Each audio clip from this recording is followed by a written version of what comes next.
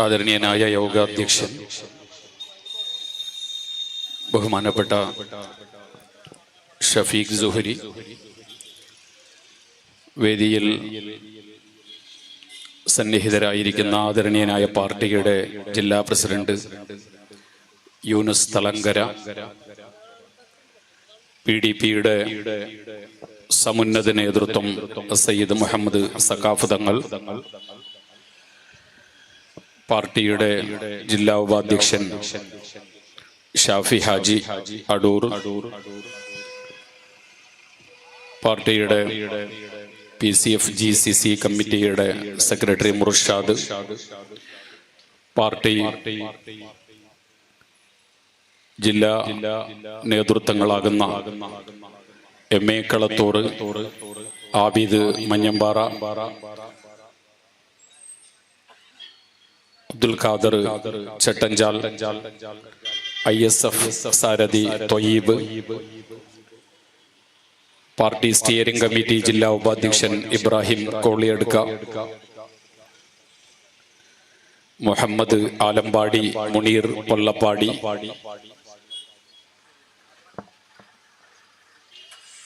ഷംസുദ്ദീൻ തുടങ്ങി ശബ്ദം ശവിക്കുന്ന പ്രിയപ്പെട്ട ജനാധിപത്യ വിശ്വാസികൾ, പാർട്ടിയുടെ കാസർഗോഡ് മണ്ഡലം കമ്മിറ്റിയുടെ നേതൃത്വത്തിൽ നടന്നുകൊണ്ടിരിക്കുന്ന പൊതുയോഗത്തിലാണ് നമ്മൾ ഒരുമിച്ച് കൂടിയിരിക്കുന്നത്. ഇവിടെ സാരസമ്പൂർണമായ വിഷയങ്ങൾ അവതരിപ്പിച്ചുകൊണ്ട് ഉദ്ഘാടന പ്രഭാഷണം നടക്കാനിരിക്കുകയാണ്. വിഭവസമൃദ്ധമായ ഭക്ഷണം കഴിക്കാനിരിക്കുന്ന ആളുകൾക്ക് ചെറിയൊരു അച്ചാറ് നൽകൽ പരിപാടി മാത്രമാണ് ഞാൻ നിർവഹിക്കുന്നത് എന്ന് ആമുഖമായി ഓർമ്മപ്പെടുത്തുകയാണ്. ഞാനിവിടെ ഇറങ്ങി ഹോട്ടലിൽ കയറി ചായ കുടിച്ചു വരുമ്പോൾ പരിചയമില്ലാത്ത ഒരു സഹോദരൻ, അദ്ദേഹം പറഞ്ഞു, ഞങ്ങൾ ഒരുപാട് പേര് കർണാടകയിൽ നിന്നുള്ളവരുണ്ട്, നിങ്ങൾ അല്പം കന്നഡയിൽ കാര്യങ്ങൾ വിശദീകരിക്കണം എന്ന് സൂചിപ്പിച്ചു. അത് പാർട്ടിയോടും അഭിയന്യനായ ചെയർമാൻ അബ്ദുൽ നാസർ മഅ്ദനിയോടും കർണാടകയിലെ ജനങ്ങൾക്കുള്ള കടപ്പാടും അംഗീകാരവും ബാധ്യതയും ആണ് അവർ നിർവഹിക്കുന്നത്. അവരുടെ നാട്ടിൽ നടന്നിട്ടില്ലാത്ത VS ആചാര്യയുടെയും ചില RSSകാരായ RSS മനോഭാവമുള്ള സ്റ്റാർ വെച്ച തൊപ്പി വെച്ച ഉദ്യോഗസ്ഥന്മാർ അവരുടെ തലയിലുദിച്ച വർഗീയ വിദ്വേഷത്തിന് തന്റെ ജീവിതത്തിന്റെ ബഹുഭൂരിഭാഗം ഹോമിക്കപ്പെടേണ്ടി വന്ന അബ്ദുൽ നാസർ മഅ്ദനിയോടുള്ള ഐക്യദാർഢ്യമാണ് അതിൽ നിന്ന് അബ്ദുൽ നാസർ മഅ്ദനിയുടെ അനുയായികളായ നമുക്ക് മനസ്സിലാക്കാൻ കഴിയുന്നത്. രാജ്യത്തിന്റെ നാനാഭാഗങ്ങളിലും ന്യൂനപക്ഷങ്ങൾ പീഡിപ്പിക്കപ്പെട്ടുകൊണ്ടേയിരിക്കുകയാണ്. ഏറ്റവും ബീഭത്സമായ രീതിയിൽ വർഗീയ അന്തരീക്ഷം സൃഷ്ടിക്കുവാൻ സംഘപരിവാറും RSSും ആസൂത്രിതമായ ശ്രമങ്ങൾ നടത്തിക്കൊണ്ടേയിരിക്കുന്നുണ്ട്. ഏറ്റവും ഒടുവിൽ ഏറ്റവും ലേറ്റസ്റ്റായി മധ്യപ്രദേശിലെ കളിക്കാനുള്ള ഒരു ബീച്ചില്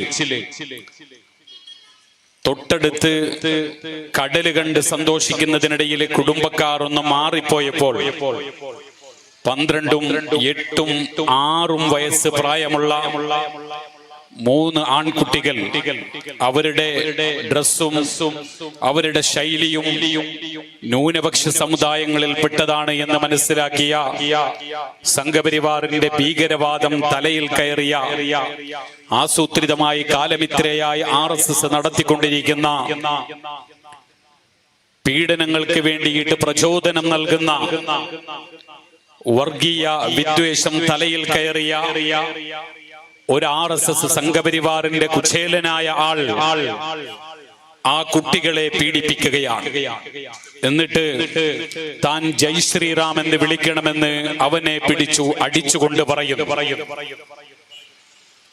3 കുട്ടികൾ മധ്യപ്രദേശിലെ 3 പിഞ്ചുമക്കൾ ഞങ്ങളെങ്ങനെ ജയ് ശ്രീറാം എന്ന് വിളിക്കുമെന്ന് അറിയുന്നില്ല. അവർ ജനിച്ചിട്ട് ഇന്ന് വരെ വീട്ടിൽ ആ പേര് ഉയർത്തി വിളിച്ച് പറഞ്ഞിട്ടില്ല. രാമരാജ്യം എന്ന നല്ല പേര് അവർ കേട്ടിട്ടുണ്ട്. പക്ഷേ ഇതിത്രയും ഭീകരമായ ഒരു വചനമാണ് എന്നവർ മനസ്സിലാക്കിയില്ല. ആ 3 കുട്ടികൾ യാ അല്ലാഹ് യാ അല്ലാഹ് എന്ന് ആവലാതിയോടുകൂടെ ആ ചെറുപ്പക്കാരന്റെ മുന്നിൽ കൈകൂക്കുമ്പോൾ നീ അല്ലാഹ് എന്ന് വിളിക്കുമോ എന്ന് ചോദിച്ച് വീണ്ടും ആ പിഞ്ചുമക്കളുടെ മുഖത്തേക്ക് അടിക്കുകയാണ്. കുട്ടികൾക്ക് മനസ്സിലായി ജയ് ശ്രീറാം എന്ന് വിളിച്ചാൽ മാത്രമേ ഇവിടെ രക്ഷയുള്ളൂ എന്ന് മനസ്സിലാക്കിയ ആ പിഞ്ചുമക്കൾ തൊട്ടടുത്തുള്ള ഏറ്റവും 6 വയസ്സ് പ്രായമുള്ള ഒരു പൊന്നുമോൻ തന്റെ തൊട്ടടുത്തുള്ള 8 വയസ്സുകാരനോട് പറയുകയാ ജയ് ശ്രീറാം എന്ന് വിളിക്കടാ എന്ന്. ജയ് ശ്രീറാം വിളിക്കാൻ വേണ്ടി തോണ്ടിയിട്ട് പറയുകയാണ്. അപ്പോഴതാ 8 വയസ്സ് പ്രായമുള്ള കുട്ടിയും 12 വയസ്സ് പ്രായമുള്ള കുട്ടിയും നമ്മുടെ മക്കളുടെ പ്രായമുള്ള പിഞ്ചുമക്കൾ ജയ് ശ്രീറാം എന്ന അത്യുച്ചത്തിൽ വിളിക്കുന്നു. അതിന്റെ ശബ്ദം പോരാഞ്ഞിട്ട് ആ ഭീകരവാദി ആ കുട്ടികളെ വീണ്ടും തല്ലുന്നു. തല്ലിന്റെ ഭീകരമായ ക്ഷതമേറ്റ് അവശത അനുഭവിച്ച ആ കുട്ടികൾ യാ അല്ലാഹ് എന്ന് വിളിക്കുമ്പോൾ സ്വാഭാവികമായിട്ടും വീട്ടിനകത്തിരുന്നു കൊണ്ട് ഏത് ഭഗവാനെയാണോ ഏത് പേരിലാണോ വിളിക്കുന്നത്, ജയ് ശ്രീറാം എന്ന് വിളിച്ചാലും ശ്രീകൃഷ്ണൻ എന്ന് വിളിച്ചാലും ജീസസ് എന്ന് വിളിച്ചാലും അത് രാജ്യത്തിന്റെ സംസ്കൃതിയുടെ ഭാഗമാണെന്ന് വിശ്വസിക്കുന്നവരാണ് PDP ഇവിടെ പറയട്ടെ. ആ ഭീകരവാദിയായ ചെറുപ്പക്കാരന് അവന്റെ മനസ്സിൽ ഇത്രയധികം വിഷം കയറാനുള്ള കാരണമെന്ത്? ആ 3 ചെറുപ്പക്കാരെ കുട്ടികളെ അടിച്ചവശരാക്കി അവരുടെ ജീവൻ മരണത്തോട് മല്ലടിക്കുന്ന ഒരവസ്ഥയിലേക്ക് എത്തിയപ്പോൾ അവശരാക്കിയതിന് ശേഷം അവൻ തന്റെ പണി അവിടുന്ന് മറ്റിടത്തിലേക്ക് മാറ്റുകയാണ്. ആ 3 കുട്ടികളും അവിടുന്ന് അല്ലാഹ് എന്ന് വിളിക്കുന്നു, വീണ്ടും ജയ് ശ്രീറാം എന്ന് വിളിക്കുന്നു. ജീവൻ നിലനിർത്തുന്നതിന് വേണ്ടിയിട്ടുള്ള കുട്ടികളുടെ പോരാട്ടമാണ് നവമാധ്യമങ്ങളിൽ നമ്മൾ ഇന്ന് കണ്ടത്. അപലപിക്കാൻ മതേതരത്വത്തിന്റെ മുടി അണിഞ്ഞുകൊണ്ട് സൗഹാർദ്ദ അന്തരീക്ഷത്തിന് വേണ്ടി ഞങ്ങളെല്ലാം വിട്ടു നൽകുന്നു എന്ന് പറഞ്ഞ ഒരാളെയും നമുക്ക് കാണാൻ കഴിഞ്ഞില്ല. പള്ളി പോയാലും ഞങ്ങൾ സൗഹാർദ്ദത്തിന്റെ വക്താക്കളാണ്. മുനമ്പത്തെ വഖഫ് ഭൂമി പോയാലും ഞങ്ങൾ സൗഹാർദ്ദത്തിന്റെ വക്താക്കളാണ്. രാജ്യത്തിന്റെ മുഴുവൻ പള്ളികൾ പോയാലും ഞങ്ങൾ ഇനിയും ഈ പള്ളികൾ പൊളിക്കുന്ന ആളുകൾ ഇനിയും സെക്രട്ടേറിയറ്റിന് മുന്നിൽ കിടന്നാൽ ഇനിയും ഞങ്ങളുടെ നാരങ്ങാ വെള്ളം കലക്കി കൊടുക്കും എന്ന് പറയുന്ന ഒരാളെയും ഇത് അപലപിക്കുവാൻ വേണ്ടിയിട്ട് കണ്ടില്ല എന്നുള്ളതാണ് ഇന്നത്തെ ഏറ്റവും ലേറ്റസ്റ്റ് ആയിട്ടുള്ള വാർത്ത. നിഷേധിക്കാൻ വേണ്ടി കഴിയില്ല.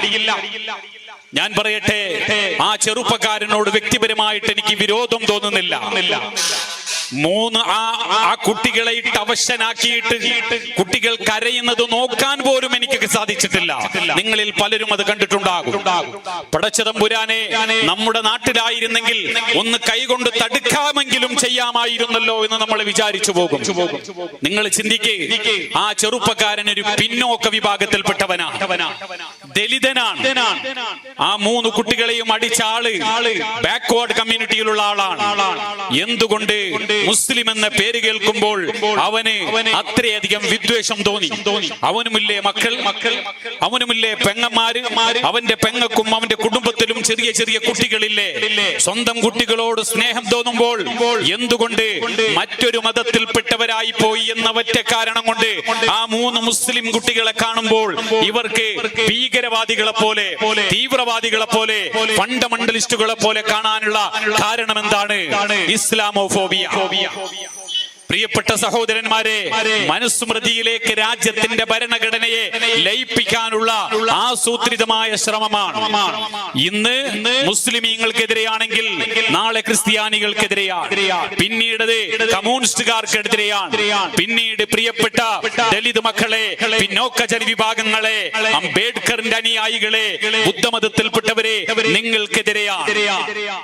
ഇത് RSS ആരംഭിച്ചതിന് ശേഷം 1927 കാലഘട്ടങ്ങൾക്ക് ശേഷം രാജ്യത്ത് നടന്നുകൊണ്ടിരിക്കുന്ന വളരെ ആസൂത്രിതമായ RSSന്റെ ശ്രമമാണ്. ഇത് തിരിച്ചറിയുവാൻ ബദിയടുക്കയിലെ പ്രിയപ്പെട്ട ജനാധിപത്യ വിശ്വാസികൾ തയ്യാറായാൽ, കാസർഗോഡ് ജില്ലയിലെ പ്രിയപ്പെട്ട ജനാധിപത്യ വിശ്വാസികൾ തയ്യാറായാൽ, മതേതര കേരളത്തിലെ, മതേതര ഇന്ത്യയിലെ പ്രിയപ്പെട്ട വിശ്വാസികൾ തയ്യാറായാൽ, വർഗീയവാദത്തിന് പിന്തുണ നൽകുന്ന സ്റ്റാർ വെച്ച ഉദ്യോഗസ്ഥന്മാരെ, തൊപ്പി വെച്ച ഉദ്യോഗസ്ഥന്മാരെ തിരിച്ചറിഞ്ഞുകൊണ്ട് അവരെ ഉദ്യോഗത്തിൽ നിന്ന് പിരിച്ചുവിടുന്ന ഒരു സംവിധാനം രാജ്യത്ത് വന്നാൽ മാത്രമേ രാജ്യത്തിന്റെ ഭരണഘടനയെ നമുക്ക് നിലനിർത്തുവാൻ വേണ്ടി കഴിയുകയുള്ളൂ. അതുകൊണ്ട് PDP നടത്തുന്ന ഈ പോരാട്ടം, ഇവിടുത്തെ ജനാധിപത്യ വിശ്വാസികൾ നടത്തുന്ന പോരാട്ടം, ഇത് വർഗീയതയുടെ പോരാട്ടമല്ല, തീവ്രവാദത്തിന്റെ പോരാട്ടമല്ല, രാജ്യദ്രോഹത്തിന്റെ പോരാട്ടമല്ല, ഫണ്ടമെന്റലിസത്തിന്റെ പോരാട്ടമല്ല, രാജ്യത്തിന്റെ ഭരണഘടനയോടുള്ള ബാധ്യതയുടെ കടപ്പാടിന്റെ പോരാട്ടമാണ്. ഇതിന്റെ പേരിൽ ഞങ്ങൾ ജയിലിലടക്കപ്പെട്ടാലും ഈ പോരാട്ടം ഞങ്ങൾ തുടർന്നുകൊണ്ടേയിരിക്കുമെന്ന് ബദിയടുക്കയിലെ ഈ ജനാധിപത്യ വിശ്വാസികളെ സാക്ഷി നിർത്തിക്കൊണ്ട് ആമുഖമായിട്ട് ഞാൻ സൂചിപ്പിക്കുകയാണ്. ഈ പോരാട്ടം ഏറ്റെടുക്കേണ്ടത് PDPക്കാര് മാത്രമല്ല, മുസ്ലിം ലീഗുകാർ ഏറ്റെടുക്കണം, ഇന്ത്യൻ നാഷണൽ കോൺഗ്രസുകാർ ഏറ്റെടുക്കണം, കമ്മ്യൂണിസ്റ്റുകാർ ഏറ്റെടുക്കണം, BJPയും സംഘപരിവാറുമല്ലാത്ത ജനാധിപത്യത്തിൽ വിശ്വസിക്കുന്ന ഈ രാജ്യത്തിന്റെ മുഴുവൻ രാഷ്ട്രീയ മേലാളന്മാരും ഇത് ഏറ്റെടുക്കണം. ഇല്ല എങ്കിൽ അപകടത്തിൽ പെട്ടുപോകുന്നത് നമ്മുടെ രാജ്യമാണ്. അത് തിരിച്ചറിയണം. ഇത് PDP പറയുമ്പോ PDPയെ നിങ്ങൾ ഒറ്റപ്പെടുത്തരുത്. ഇത് മറ്റേതെങ്കിലും ഞങ്ങളുടെ ആശയത്തിന് ശേഷം ഈ ആശയം കടമെടുത്തു കൊണ്ടുവന്നവർ അത് പറഞ്ഞാൽ ആ ആശയം, ആദർശം എന്താണെങ്കിലും ആ പറയുന്നത് നിങ്ങൾ സ്വീകരിക്കാൻ തയ്യാറാകണം. വെൽഫെയർ പാർട്ടി പറഞ്ഞാലും നിങ്ങൾ സ്വീകരിക്കണം. കാരണം ഈ അപകടകരമായ ഒരു പ്രവണതയിലൂടെയാണ് രാജ്യത്തിന്റെ ഒരു അവസ്ഥ നീങ്ങുന്നതിന് വേണ്ടിയിട്ട് ഇവിടെ ഫാസിസ്റ്റ് സംഘപരിവാർ ശക്തികൾ ശ്രമിച്ചുകൊണ്ടിരിക്കുന്നത്. അതുകൊണ്ട് പ്രിയപ്പെട്ട ജനാധിപത്യ വിശ്വാസികൾ ഈ കാര്യത്തിൽ ശ്രദ്ധയുള്ളവരാകണമെന്ന് ഓർമ്മപ്പെടുത്തുകയാണ്. ബാബരി മസ്ജിദ് വിഷയം ഉൾപ്പെടെ, ഷാഹി മസ്ജിദ് വിഷയം ഉൾപ്പെടെയുള്ള വിശാലമായ കാര്യങ്ങൾ ഇവിടെ ഉദ്ഘാടന പ്രഭാഷണത്തിൽ നടക്കാനിരിക്കുകയാണ്. ഇന്ന് കേരളത്തിൽ ഏറ്റവും കൂടുതൽ ചർച്ച നടന്നുകൊണ്ടിരിക്കുന്ന മറ്റൊരു സംഭവമാണ് മുനമ്പം ബീച്ചിലെ 404 ഏക്കറോളം വരുന്ന സ്ഥലത്തിന്റെ ചരിത്രം. ഈ വിഷയത്തിൽ ഏറ്റവും ഒടുവില് നമ്മൾ കേട്ടിരിക്കുന്നത്, മുനമ്പം വിഷയത്തില് നമ്മൾ ഏറ്റവും ഒടുവിൽ കേട്ടത് പ്രതിപക്ഷ നേതാവ് VD സതീശൻ അവരുടെ പിന്നെ പ്രഭാഷണമാണ്. എന്താണ് VD സതീശൻ പറഞ്ഞത്? മുനമ്പത്തെ 404 ഏക്കർ അത് വഖഫല്ല. അദ്ദേഹം പറയുന്നത് ഏത് രീതിയിലാണെങ്കിലും അത് വഖഫല്ല, വഖഫ് ഭൂമിയല്ല എന്ന് പറഞ്ഞുകൊണ്ടാണ് ആ സമരത്തിൽ പങ്കെടുത്ത ആളുകൾക്ക് ഐക്യദാർഢ്യം അർപ്പിച്ചുകൊണ്ട് മുനമ്പത്ത് ചെന്ന് പറഞ്ഞത്. പിന്നെ അതിനെ പിന്താങ്ങിക്കൊണ്ട് ഒരു മുസ്ലിം MLA-യും അത് പറയുകയുണ്ടായി. മുനമ്പത്തെ ഭൂമി വഖഫ് ഭൂമിയല്ല എന്ന് പറയുവാൻ ഒരു മുസ്ലിം MLA-യും തയ്യാറായി. ഞാൻ ചോദിക്കട്ടെ, ഈ രണ്ട് ഭരണം വരുന്നതിന് മുമ്പ്, പിണറായിയുടെ രണ്ടാം ഭരണവും ഒന്നാം ഭരണവും അധികാരത്തിലെത്തുന്നതിന് മുമ്പ്, നിങ്ങൾ ഇങ്ങോട്ട് ശ്രദ്ധിക്കുക പ്രിയപ്പെട്ട സഹോദരങ്ങളെ, ഏറ്റവും പരമപ്രധാനമായ ഒരു കാര്യമാണ് ഞാൻ നിങ്ങളുടെ ശ്രദ്ധയിൽപ്പെടുത്തുന്നത്. റാലി വരുന്നു, ആയിക്കോട്ടെ, അതവിടെ നടക്കട്ടെ. അത് ഉദ്യോഗസ്ഥന്മാർ ആ കാര്യത്തെ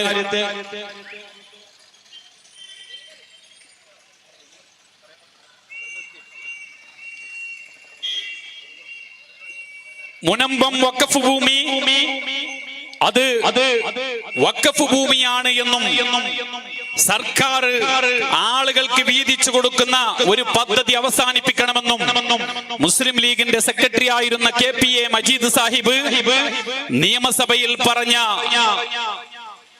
സംഭവം കേരള രാഷ്ട്രീയത്തിൽ ചർച്ച നടന്നുകൊണ്ടിരിക്കുകയാണ്.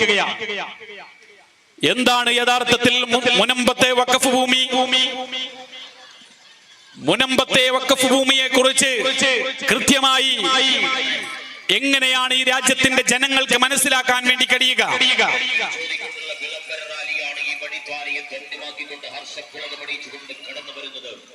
വേറെ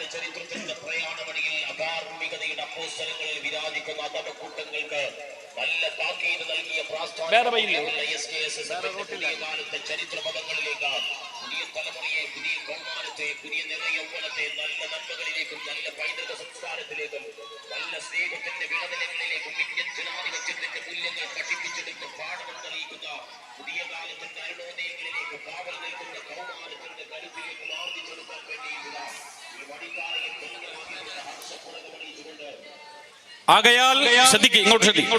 മുനമ്പത്തെ വഖഫ് ഭൂമിയുമായിട്ട് ആദ്യ വിവാദം ആരംഭിക്കുന്നത് 1961 ആഭ്യന്തരമന്ത്രിയായിരുന്ന PT ചാക്കോ. 1961 കേരളത്തിലെ ആഭ്യന്തരമന്ത്രിയായിരുന്ന PT ചാക്കോ നിയമസഭയിലെ മുനമ്പം വഖഫ് ഭൂമിയുമായി ബന്ധപ്പെട്ടുകൊണ്ട് ഒരു പ്രസംഗം നടത്തുകയാണ്. നിയമസഭയുടെ രേഖകളിൽ ഇന്നും അതുണ്ട്.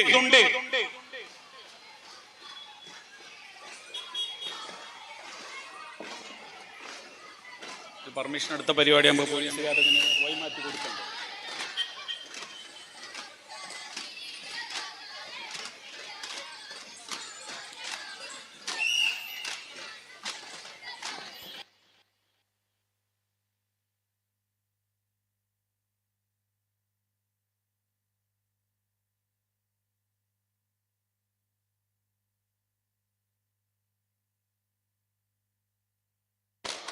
പ്രിയപ്പെട്ട സഹോദരങ്ങളെ, നമ്മുടെ പ്രിയപ്പെട്ട കുട്ടികൾ അവരുടെ നിശ്ചയിക്കപ്പെട്ട പരിപാടിയുടെ ഭാഗമായിട്ട് നടത്തപ്പെടുന്ന പരിപാടിയാണ്. PDPയുടെ എല്ലാവിധ അഭിവാദ്യങ്ങളും ആ കുട്ടികൾക്ക് നൽകിക്കൊണ്ട് നമ്മുടെ പ്രസംഗം തുടരുകയാണ്. നിങ്ങൾ ഇങ്ങോട്ട് എല്ലാവരും ശ്രദ്ധിക്കണമെന്ന് ഓർമ്മപ്പെടുത്തുന്നു. SKSFന്റെയും മറ്റും പിഞ്ചു മക്കളാണ്. നാളെ സമൂഹത്തിന് മാതൃകയുള്ള അനീതിക്കെതിരെയുള്ള പോരാട്ടത്തിൽ പങ്കാളികളാകുന്ന യഥാർത്ഥ ജനാധിപത്യ വിശ്വാസികളായി ആ SKSFന്റെ കുരുന്നു മക്കളെ മാറ്റിയെടുക്കുന്നതിന് നേതൃത്വത്തിന് സാധിക്കുമാരാവട്ടെ. എല്ലാവിധ അഭിവാദ്യങ്ങളും അർപ്പിച്ചുകൊണ്ട് നമ്മുടെ പരിപാടിക്ക് ഇനി കുറഞ്ഞ സമയം മാത്രമാണ് മഗ്‌രിബിന് മുമ്പ് ഉള്ളത് എന്നുള്ളത് കൊണ്ട് തന്നെ ഞാൻ പ്രസംഗം തുടരുകയാണ്. മുനമ്പം വഖഫ് ഭൂമിയെ സംബന്ധിച്ചിടത്തോളം കേരളത്തിന്റെ പ്രതിപക്ഷ നേതാവ് VD സതീശൻ പറഞ്ഞത് 1961 PT ചാക്കോയുടെ പ്രഭാഷണം അറിയാത്തത് കൊണ്ടല്ല. പ്രിയപ്പെട്ടവരെ, നിങ്ങൾ നോക്ക്, എറണാകുളം ജില്ലയിലെ ചിറായി ബീച്ചില് 404 ഏക്കർ സ്ഥലം അത് പറവൂർ സ്വദേശിയായ കച്ചിമേൻ ഹാജി മകൻ മുഹമ്മദ് സിദ്ദീഖ് സേട്ട് 1950 ഫറൂഖ് കോളേജിന് നൽകുകയാണ്. ഫറൂഖ് കോളേജിന് അദ്ദേഹം നൽകുമ്പോൾ ഇന്ന് ഏറ്റവും വിവാദമായിരിക്കുന്ന പുതിയ വിഷയം VD സതീശന്റെ കണ്ടെത്തലുകൾ എന്തായിരുന്നു? VD സതീശൻ പറയുകയാണ്, ആ മുനമ്പത്തെ ഭൂമി വഖഫ് ഭൂമിയല്ല. അതിന് അദ്ദേഹം കണ്ടെത്തിയിട്ടുള്ള തെളിവെന്താണ്? പ്രിയപ്പെട്ട പാർട്ടി പ്രവർത്തകർ പ്രത്യേകം ശ്രദ്ധിക്കണം. മുനമ്പ വിഷയം ചർച്ചയായിക്കൊണ്ടിരിക്കുന്ന ഈ ഘട്ടത്തില് ഇതിനെക്കുറിച്ച് നമുക്ക് ധാരണയില്ല എന്ന് പൊതുജനങ്ങൾ വിചാരിച്ചു പോകരുത്. ഈ വിഷയത്തില് ഖാലി ചമഞ്ഞുകൊണ്ട് പലരും അവിടെ ചെന്നു. ഫാദർമാരെ കണ്ടു, അതുപോലെ പോപ്പുമാരെ കണ്ടു. ഇലക്ഷനിലുള്ള ഇടപാടുകൾ നടത്തിയെങ്കിൽ ദൈവത്തിന്റെ മുന്നിലെ മറുപടി പറയേണ്ടി വരും. ചെറിയ വിഷയങ്ങൾക്ക് പോലും മഹാനായ അബൂബക്കർ സിദ്ദീഖ് റളിയല്ലാഹു തആല അൻഹു ഒരു MLA പറയുകയുണ്ടായി, ഇബ്നു മസ്ഊദ് റളിയല്ലാഹു തആല അൻഹു ഉണ്ടായിട്ടും അബൂബക്കർ സിദ്ദീഖ് റളിയല്ലാഹു അൻഹു ഒന്നാമത്തെ ഖലീഫയായത് വിവരമില്ലാത്തത് കൊണ്ടാണ് എന്ന് പറയുകയുണ്ടായി.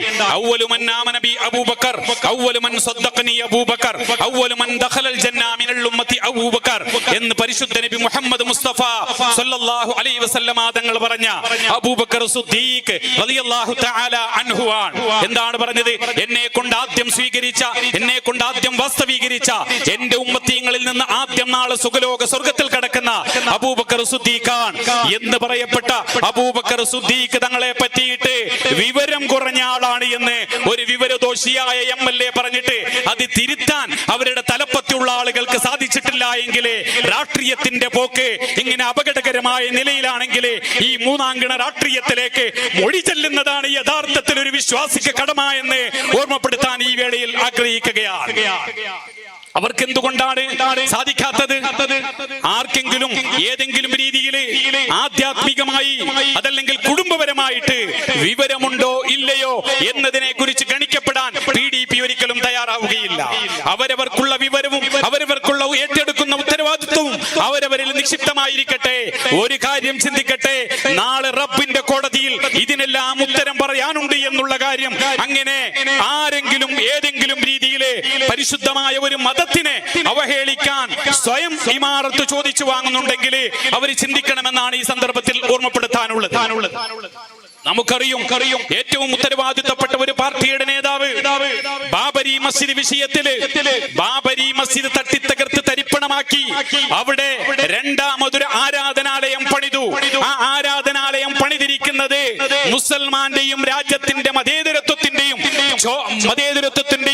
രക്തക്കലകൾക്ക് മുകളിലാണ് എന്ന് ഇന്ത്യ രാജ്യത്തെ ബഹുഭൂരിപക്ഷം വരുന്ന ജനാധിപത്യ വിശ്വാസികൾ വിശ്വസിക്കുമ്പോൾ ഇന്ത്യ രാജ്യത്തിലെ ബഹുഭൂരിപക്ഷം വരുന്ന ഹൈന്ദവ സമുദായത്തിന്റെ ആഗ്രഹമാണ് അവിടെ ബാബരി മസ്ജിദ് തട്ടിത്തകർത്ത് തരിപ്പണമാക്കിയ സ്ഥലത്ത് നിർമ്മിക്കപ്പെട്ടിരിക്കുന്ന അമ്പലമെന്ന് ശ്രീരാമക്ഷേത്രമെന്ന് പറയുകയുണ്ടായി ഒരു പൊളിറ്റിക്കൽ പാർട്ടിയുടെ ഉന്നതനായ ഒരു വ്യക്തി.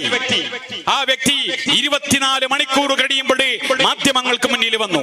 മാധ്യമങ്ങൾ ചോദിച്ചു, ഇന്നലെ താങ്കൾ പറഞ്ഞില്ലേ ബാബരി മസ്ജിദ് തട്ടിത്തകർത്ത് തരിപ്പണമാക്കിയ ആ പ്രദേശത്ത് നിർമ്മിക്കപ്പെട്ടിരിക്കുന്ന ആരാധനാലയം ശ്രീരാമക്ഷേത്രം അത് ഈ രാജ്യത്തിന്റെ ബഹുഭൂരിപക്ഷം വരുന്ന ഹൈന്ദവ സഹോദരങ്ങൾക്ക് ഹൈന്ദവ മതവിശ്വാസികൾക്ക് അവിടെ നിർമ്മിക്കപ്പെടേണ്ടത് ആവശ്യമാണ് എന്ന് നിങ്ങൾ പറഞ്ഞില്ലേ എന്ന് ചോദിച്ചപ്പോൾ അദ്ദേഹം പറഞ്ഞ മറുപടി, ഞാൻ എപ്പോ പറഞ്ഞു എന്നാണ്, ഞാൻ അങ്ങനെ പറഞ്ഞു എന്നാണ്.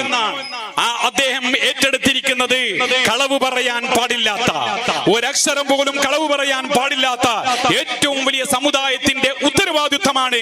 ആ ഉത്തരവാദിത്വം ചർച്ച ചെയ്യപ്പെട്ടപ്പോൾ പണ്ഡിതന്മാർ ഉമർ ഫൈസിയെ പോലെയുള്ള ഉലമാവ് ആ വിഷയത്തില് ഒരു അഭിപ്രായം പറഞ്ഞപ്പോൾ ആ അഭിപ്രായത്തിനെ ഇകഴ്ത്തുന്നതിന് വേണ്ടി സ്വന്തം പാർട്ടി നേതൃത്വത്തെ നിലനിർത്തുന്നതിന് വേണ്ടിയിട്ട് പണ്ഡിതന്മാരെ അതല്ലെങ്കിൽ പണ്ഡിത വേഷധാരികളെ എന്ന് ആക്ഷേപിച്ചുകൊണ്ട് ഏറ്റവും ഒടുവിൽ എത്തിച്ചെന്നത് മഹാനായ അബൂബക്കർ സിദ്ദീഖ് റളിയല്ലാഹു തആല അൻഹുവിന് വിവരമില്ല എന്ന് പറയുവാനുള്ള വേദി കെട്ടിയിട്ട് കാശ് മുടക്കിയിട്ട് ചെലവഴിച്ചതാണ്, മൈക്ക് കെട്ടിയിട്ട്.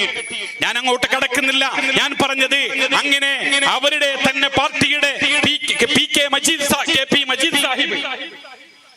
നിയമസഭയിലെ മുനമ്പം വഖഫ് ഭൂമിയെ കുറിച്ച് ചർച്ച ചെയ്തിട്ട് ഇന്നേ വരെ നിയമസഭയുടെ രേഖകളിൽ നിന്നത് മാറ്റിയിട്ടില്ല എങ്കിൽ ഞാൻ പറയപ്പെട്ട സഹോദരന്മാരെ, നമ്മൾ അറിഞ്ഞിരിക്കേണ്ട കാര്യം പറവൂർ സ്വദേശിയായ അബൂബക്കർ സിദ്ദീഖ് സേട്ട് നൽകിയ 404 ഏക്കർ സ്ഥലം, ഈ 404 ഏക്കർ സ്ഥലം ഫാറൂഖ് കോളേജിന് വേണ്ടി അന്നത്തെ പ്രസിഡന്റ് ആയിരുന്ന ഖാൻ ബഹദൂർ PK അഗ്രിക്കൻ സാഹിബിന് അവർക്ക് രജിസ്റ്റർ ചെയ്ത് നൽകുകയുണ്ടായി.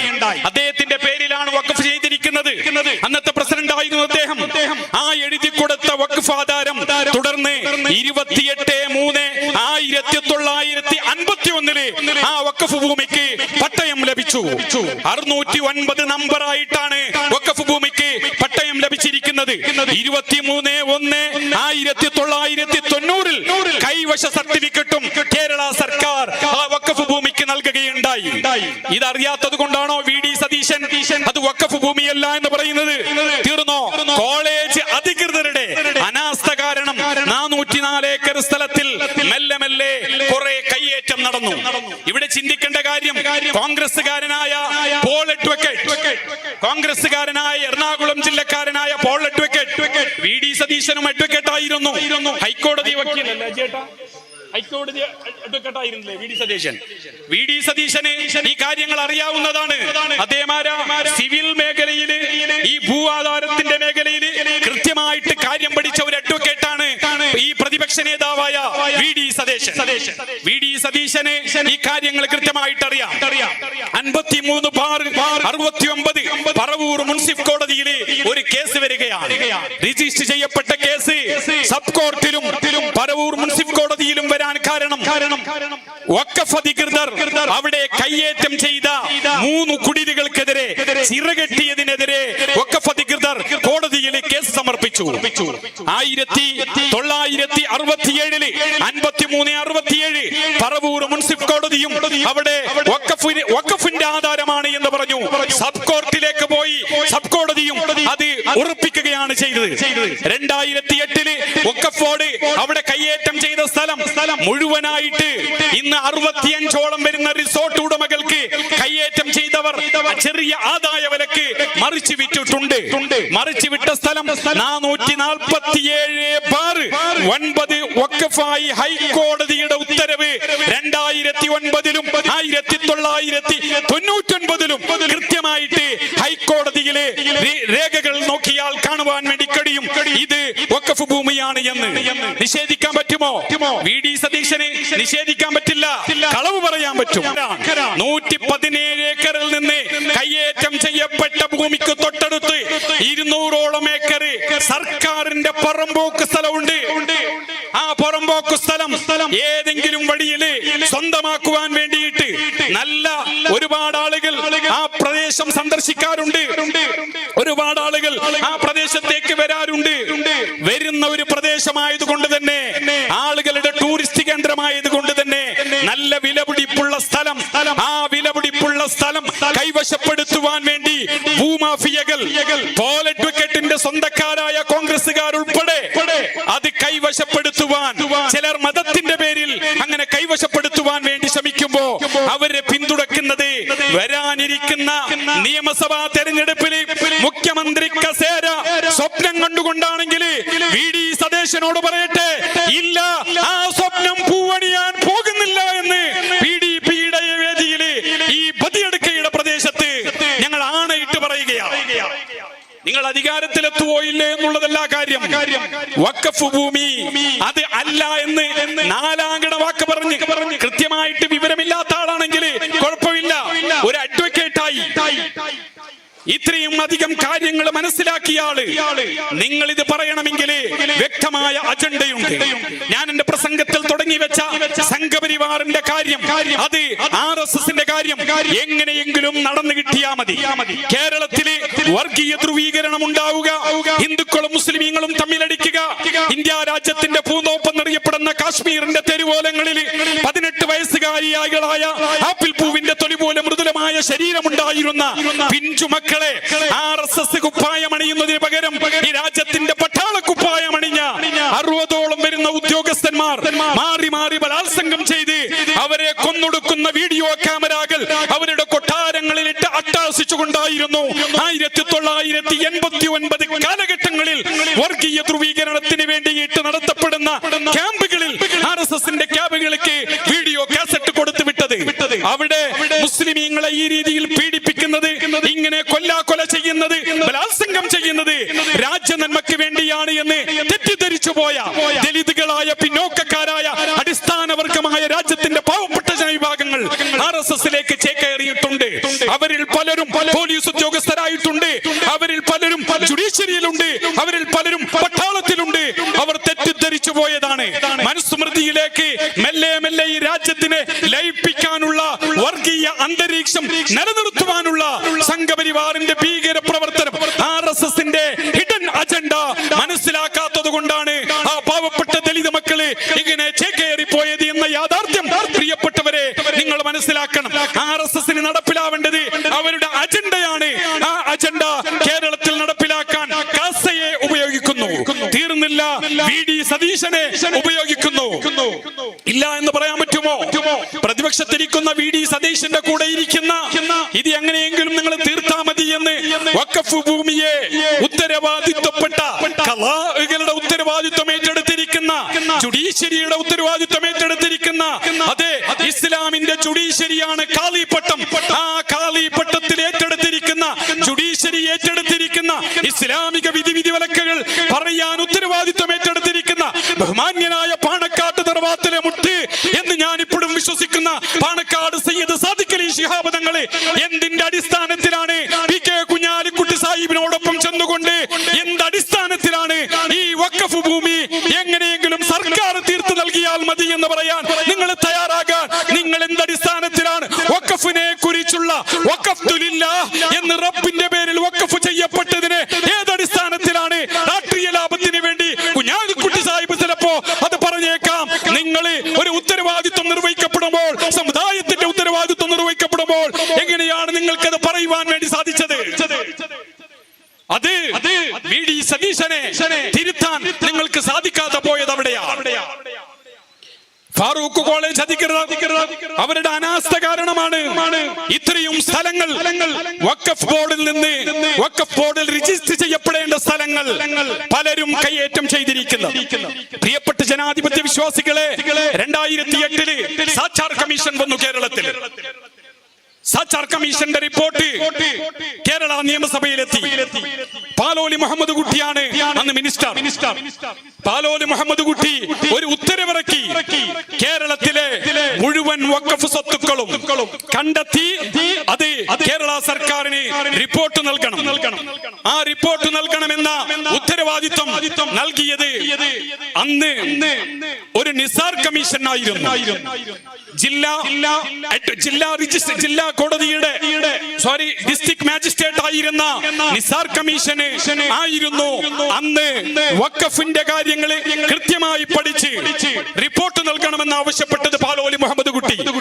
15ാം ഖണ്ഡികയില് ചിറായി മുനമ്പം ഭൂമി, ബീച്ചിലെ ഭൂമിയെ കുറിച്ച് അദ്ദേഹം വിശദീകരിക്കുന്നു. ഇന്നുമുണ്ട്.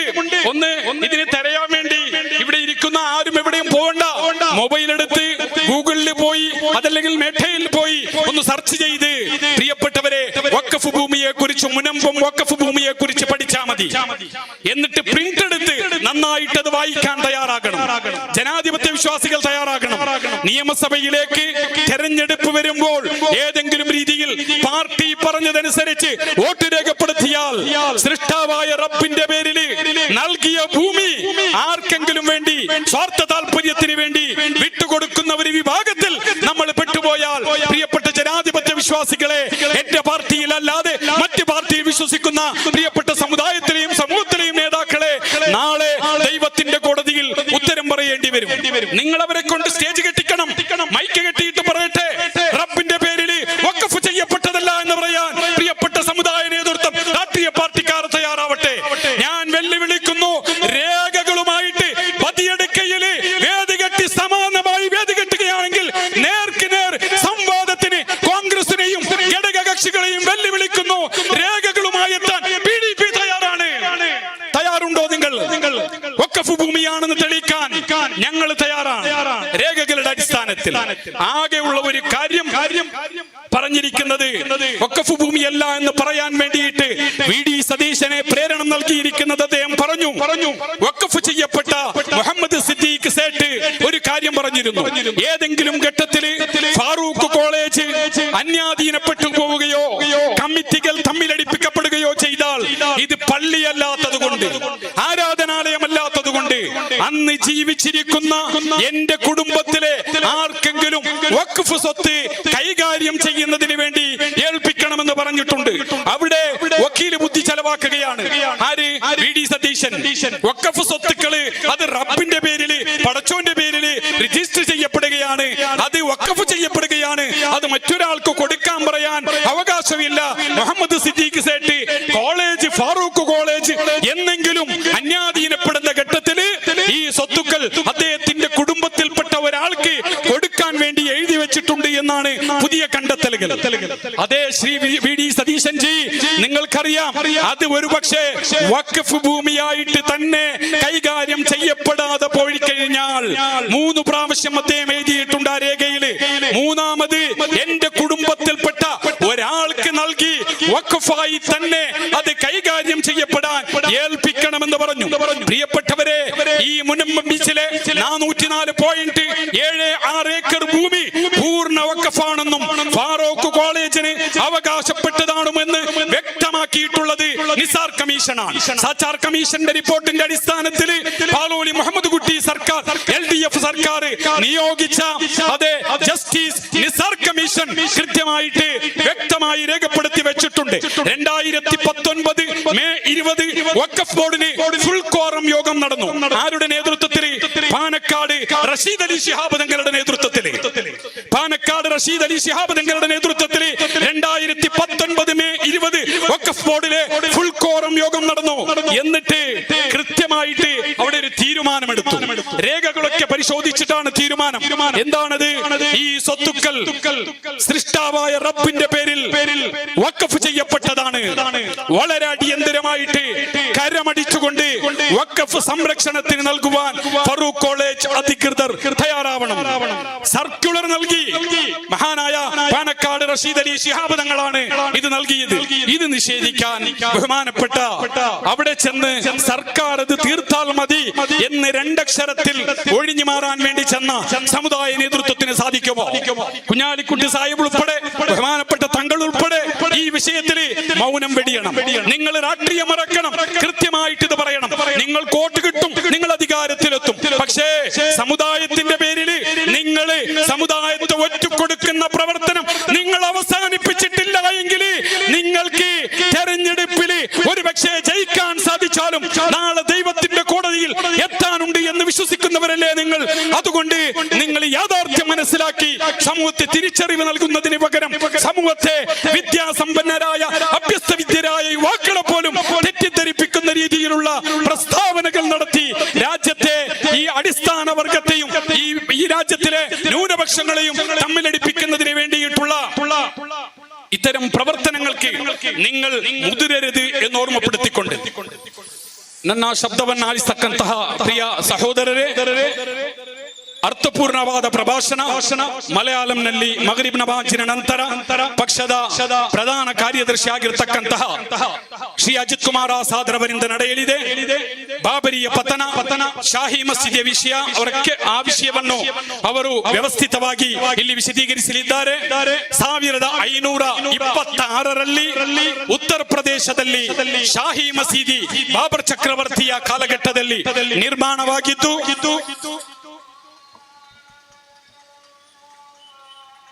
ബാങ്ക് കൊടുത്തിട്ട് 2 മിനിറ്റ് ഇരുന്നിട്ട് പോവാം.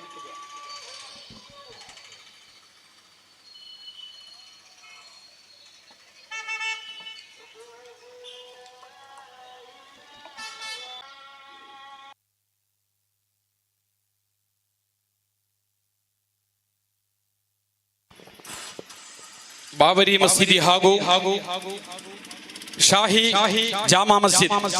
The Shal Jama Masjid in Sambal, Uttar Pradesh is a historic mosque that date back to 1526. ಇದು ಲೋಕಾಂತ್ಯದವರೆಗೂ ರಾಜ್ಯದ ಲಿಪಿಗಳಿಂದ ಅಂದರೆ ಸಂವಿಧಾನದಲ್ಲಿ ನಿಯಮಿತವಾಗಿರ್ತಕ್ಕಂತಹ ಒಂದು ಹೆಸರುವಾಸಿಯಾದ ಉಲ್ಲೇಖವನ್ನು ನಾನು ಇಲ್ಲಿ ಓದಿದ್ದೇನೆ. ಪ್ರೀತಿಯ ಸಹೋದರರೇ, ಭಾರತೀಯತೆಯಲ್ಲಿ ವಿಶ್ವಾಸವನ್ನ ಇಟ್ಟುಕೊಂಡು ಬಾಬರಿ ಮಸೀದಿ ಜಾಂಬವನ ಕಾಲದ್ದು, ಅದರ ಬಗ್ಗೆ ನಮಗೆ ಧ್ವನಿ ಎತ್ತಬೇಕಾದ ಅಗತ್ಯವಿಲ್ಲ ಅಂತ ಕೇರಳದ ಪ್ರತಿಪಕ್ಷ ನೇತಾರ ಸುಧಾಕರನ್, ಕಾಂಗ್ರೆಸ್ ಅಧ್ಯಕ್ಷ ಈಗಾಗಲೇ ಹೇಳಿಕೆ ನೀಡಿದ್ದಾರೆ. ಪ್ರತಿಕ್ರಿಯೆ ನೀಡುತ್ತಾ ನಾನು ಹೇಳ್ತಕ್ಕಂಥದ್ದು ಬಾಬರಿ ಮಸೀದಿ, ಅದರ ನಂತರ ಶಾಹಿ ಮಸೀದಿ ಈ ಸರ್ವೆಯ ಹೆಸರಿನಲ್ಲಿ ಅದರ ನಾಮದಲ್ಲಿ ಅಲ್ಲಿಗೆ ಆಗಮಿಸಿದ ವರ್ಗೀಯತೆಯನ್ನ ಮೊದಲಾಗಿರ್ತಕ್ಕಂತಹ ಪೊಲೀಸ್ ಗುಂಡಾಗಿರಿ ನಡೆಸಿ 5 ಜೀವವನ್ನ ಪ್ರಾಣವನ್ನ ಬಲಿ ತೆಗೆದಿದ್ದಾರೆ. 5 ಪ್ರಾಣವನ್ನ ಬಲಿ ತೆಗೆದು ಮುಸ್ಲಿಂ ಸಮುದಾಯದ 5 ಯುವಕರನ್ನ ಪ್ರತಿಕ್ರಿಯೆ ನೀಡಿದ್ದಕ್ಕೆ ಬಲಿ ತೆಗೆದುಕೊಂಡು ರಾಜ್ಯದಲ್ಲಿ ಜಾತ್ಯತೀಯತೆಯ ನೆಲೆಗೆ ನಾವು ಹೋರಾಟ ಮಾಡ್ತಿದ್ದೇವೆ ಅಂತ ಮೋದಿ ಅವರು ಉಲ್ಲೇಖಿಸ್ತಾನೆ ಇದ್ದಾರೆ. ದೇಶಾದ್ಯಂತ ಹೋರಾಟ ನಡೆಸ್ತಾ ಇದ್ದಾರೆ, ಪ್ರವಾಸ ಕೈಗೊಳ್ಳುತ್ತಾ ಇದ್ದಾರೆ. ಆದರೆ ರಾಜ್ಯದ ಅಧೋಗತಿ, ರಾಜಕೀಯದ ಅಧೋಗತಿ ವರ್ಗೀಯ ಧ್ರುವೀಕರಣದಿಂದ ನೆಲೆಗೊಳಿಸಬೇಕು. ಆರ್ಥಿಕ ಸ್ಥಿತಿ ತುಂಬಾ ಹದಗೆಟ್ಟಿದೆ. ರಾಜ್ಯದ ಆರ್ಥಿಕ ಸ್ಥಿತಿ ಹದಗೆಟ್ಟು ಹೋಗಿದೆ. ಆರ್ಥಿಕ ಪರಿಸ್ಥಿತಿ, ವಿದ್ಯಾಸಂಪನ್ನರಾದ ಯುವಕರಿಗೆ ಯಾವುದೇ ರೀತಿಯ ಉದ್ಯೋಗವಿಲ್ಲದೆ ಅಲೆದಾಡ್ತಾ ಇದ್ದಾರೆ. ಯಾವುದೇ ರಂಗಗಳಲ್ಲಿ ಉದ್ಯೋಗ ಇಲ್ಲ, ಯಾವುದೇ ಸಾಂಕೇತಿಕ ರಂಗಗಳಲ್ಲಿ, ಟೆಕ್ನಿಕ್ ರಂಗಗಳಲ್ಲಿ ಉದ್ಯೋಗವಿಲ್ಲದೆ ಅಲೆದಾಡ್ತಾ ಇರುವಾಗ ಇದನ್ನ ಎದುರಿಸಲು ನಮಗೆ ರಾಜಕೀಯವಾಗಿ ಸಾಧ್ಯವಿಲ್ಲ ಎಂಬುದನ್ನು ಮನಗೊಂಡು ಬಿಜೆಪಿ, ಸಂಘಪರಿವಾರ, RSS ಶಕ್ತಿಗಳು ಕೃತ್ಯವಾದ ಅಜೆಂಡಾವನ್ನ ಮನದಟ್ಟು ಮಾಡಿಕೊಂಡು ಅದೇ ರೂಪೀಕರಿಸಕ್ಕಂತ ವರ್ಗೀಯ ಧ್ರುವೀಕರಣ, ಅದರಲ್ಲಿ ಒಂದು ಬಾಬರಿ ಮಸೀದಿ ಪತನವಾಯಿತು. ಈಗ ಶಾಹಿ ಮಸೀದಿಯ ಹೆಸರಿನಲ್ಲಿ 5 ಜೀವವನ್ನ, ಪ್ರಾಣವನ್ನ ಬಲಿ ತಗೊಂಡಾಯಿತು. ಇನ್ನು ಭಾರತಾದ್ಯಂತ ವರ್ಗೀಯ ಧ್ರುವೀಕರಣಗೊಳಿಸಿ ವರ್ಗೀಯತೆಯಿಂದ ಅಧಿಕಾರದ ಗದ್ದುಗೆಗೇರಲು ಇವರು ನಡೆಸುತ್ತಿರುವಂತಹ ಹೋರಾಟದ ವಿರುದ್ಧ ಅಬ್ದುಲ್ ನಾಸರ್ ಮದನಿಯವರು 1993 ಏಪ್ರಿಲ್ 14ರಂದು ಅದೇ ಅತ್ಯಂತ ಉಚ್ಚ ಧ್ವನಿಯಲ್ಲಿ ದಲಿತ ಹಿಂದುಳಿದ ಅಲ್ಪಸಂಖ್ಯಾತರ ಏಳ್ಗೆಗಾಗಿ ಪೀಪಲ್ಸ್ ಡೆಮೋಕ್ರೆಟಿಕ್ ಪಕ್ಷವನ್ನ ರೂಪೀಕರಿಸಿದ್ದರು.